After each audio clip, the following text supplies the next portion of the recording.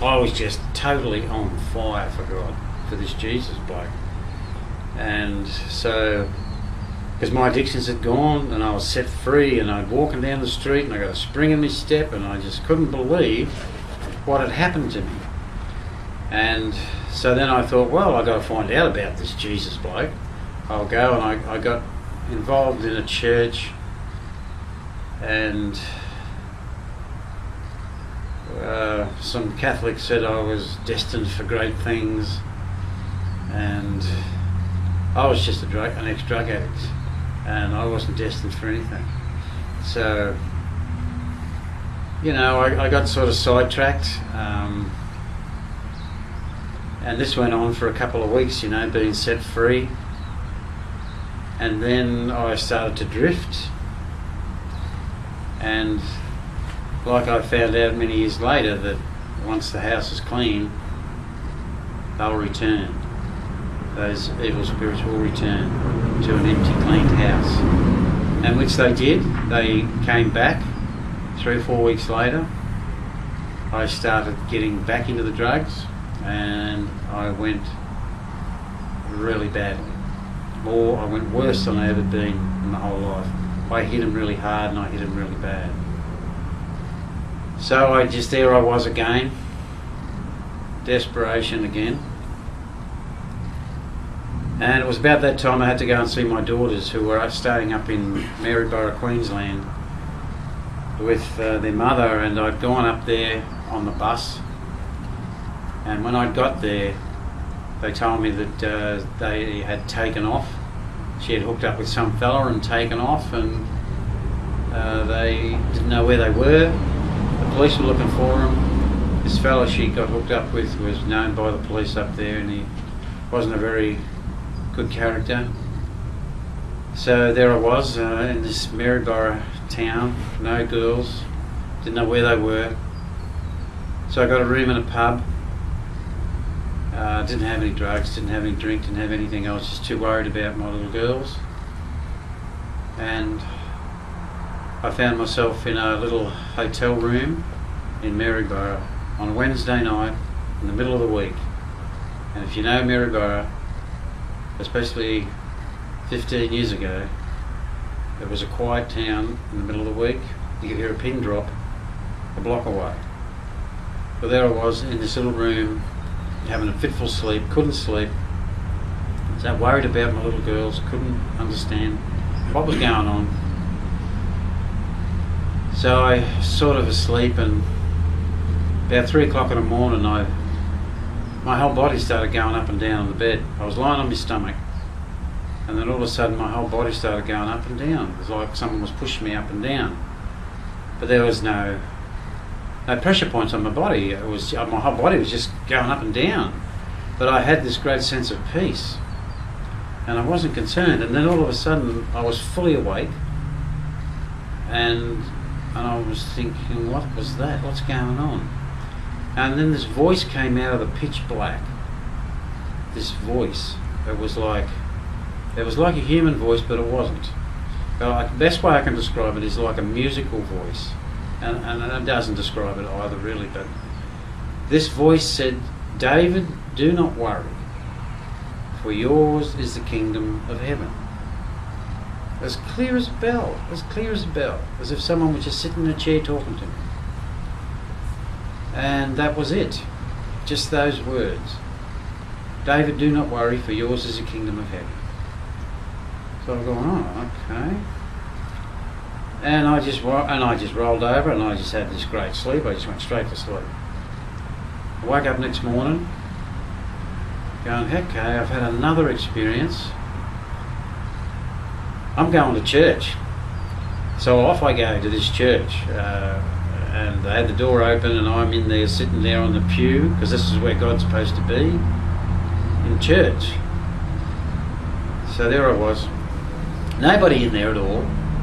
About 10 o'clock in the morning, in the middle of the week, Thursday morning, and I started to get really tired all of a sudden, and I couldn't hardly hold my eyes open. I went into like a trance, and I was just, felt so tired, and then I had to lay down, so I lay down on the floor between the pews. And I'm lying down there on the floor, but I was conscious. It was like a trance, the closest thing I've ever been to a trance. And this voice starts telling me the 10 Commandments, and I'm listening to these commandments one by one in this trance-like state. Then after the 10th commandment, all went quiet, and I started to feel good again. I wasn't tired. I got up and I sort of shook myself off a bit and sat down again. And I go, what's going on, Lord? What are you doing? Here's another experience. Couldn't work it out. So by this time, I was on a quest. I was on a quest to find out what was going on with God in my life. But unfortunately, I knocked on all the wrong doors. And at that stage in my life, I was searching for my girls, and I was going from town to town, from state to state, hitchhiking, bussing, train, until I ended up just hitching. I just became a hobo. I was just a bum, hitching on the side of the road, going to the next town. Wherever occasionally I'd get a word of where they may be, and off I'd go to that place. But I was like that for the next 2 years, I'd say. I'd gotten right down. I'd lost everything. Everything. My family, my parents, and my brothers and sisters, they had all just disowned me. My father bought me not a ticket out of town, he bought me a ticket out of the state. He said, here, get on that bus. And so I did, and that's how I ended up in Queensland. And I walked into Townsville Rehabilitation Unit run by the Salvation Army. And there happened to be, and so after a while, I started to come good after being detoxed for a couple of days or a week or so, and getting some feed. I was starting to feel good. Then I started to get counsel. I started talking to this lady there who was a born-again Christian, and she was in Salvation Army uniform, and her and her husband ran the place. And I was being counselled by this lady, and I told her of these experiences that I'd had. And I'd talked to many people, and I could never get any sort of answer. I needed an answer to this spiritual question, for the spiritual quest that I'd been on. And I opened up to this lady there and told her these experiences I'd had of God, with the first vision and the healing, and then the voice that told me that not to worry, that mine was the kingdom of heaven, and then the 10 Commandments. And I said to this lady, this is what's happened to me. Can you please tell me what's going on? And she just said quite simply, oh yeah, I can tell you, David. And I've gone, oh, can you? And I'm sitting on the edge of my seat, and I said, what? And she said, well, firstly, when he came to you, he's coming to you, and he said to you, he's appeared to you and said, virtually, wake up to your silly self, David. Come to me, and I can heal you. And I've gone, yeah. The second one about the kingdom of heaven. She said, he said, yes, do not worry, for yours is the kingdom of heaven, if you want it. And I've gone, oh, if I want it, yes. And the 10 Commandments, showing you a better way of living. And so I've gone, right, and they were the answers I've been searching for probably 5 years. These spiritual experiences happened over a 5-year period. And in that time I was just going down worse and worse and worse. By the time I had got to the rehabilitation unit, the two separate doctors told me I wouldn't see that year out. They said I'd be lucky to make that year if I had kept going. I was 38 at this point, 38 years old, and had been 38 years of misery. Well, just about. I started mid-teens of my addictions, And here I was, 38, a bum. But I didn't start out to be a bum, and you don't when you start out. It's all great fun. But that's where it takes you. That's where addictions take you. So when this lady told me about the answers I needed to know, I went straight across the hallway into my little room at the rehabilitation unit and gave myself to the Lord. Just me, on my own. I got down on my knees and I said, Lord, take me. Take all of me now.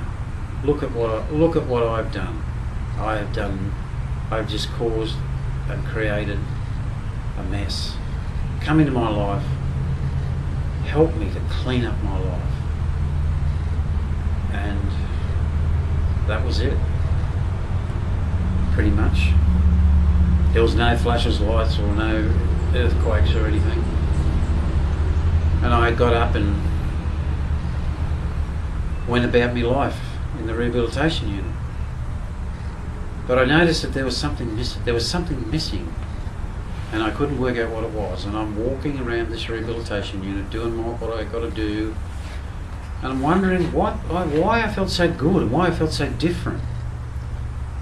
In a positive way, was when I realised that these addictions, the desire to take drink and drugs had gone again. Not in a great flash of light like initially, but just quietly he had taken them away. And the desire had gone completely. And 16 years later they're still gone. I was standing on the rock of Christ, and there was nothing that was going to shift me. And nothing has shifted me in 16 years, and nothing ever will. That rock only gets stronger and stronger. But he's taken me on such a journey, it's been like put your seatbelt on and hang on. Because it hasn't been boring and it hasn't been a drag. It's been exciting, it's been challenging, it's been full. My life has been full, whereas it used to be empty. Today, I'm married, with a lovely wife that I love dearly. I even have my own little business where I restore furniture from my own place. I have great friends. I have a great life. And God is good. God is good. He's been good to me from the very first day, and he will be good to me until my last. And then he'll be even better when I'm in his presence. So I've discovered in 16 years of walking with the Lord that we have such a great inheritance to go to. When we go to him, being in the presence of the Lord, there's nothing like you'll ever experience in this life as a human, ever in this life. We have got such a great place to go when we go back to be in God's presence. To be in his presence cannot be described. It is so good. And I can't wait. As much as I want to stay here, I can't wait to be in his presence.